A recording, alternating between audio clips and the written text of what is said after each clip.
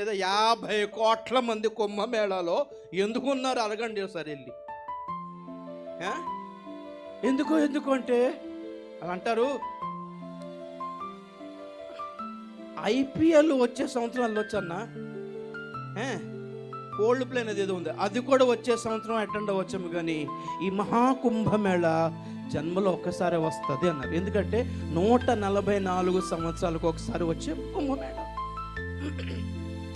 త్రివేణి సంగమం, గంగా యమున సరస్వతి అని 3 నదులు కలయిక కలిసి ఒక చోట ఈ పుణ్యతిథుల్లో అందులో మునుగుతే పాపాలన్నీ పోతాయనే నమ్మకం. సరే, కనీసం మనకి ఏమర్థమవుతుందంటే ఈ ప్రజలకి తాము పాపులమనే అవగాహన ఉందని అర్థమైపోయింది. నంబర్ 1.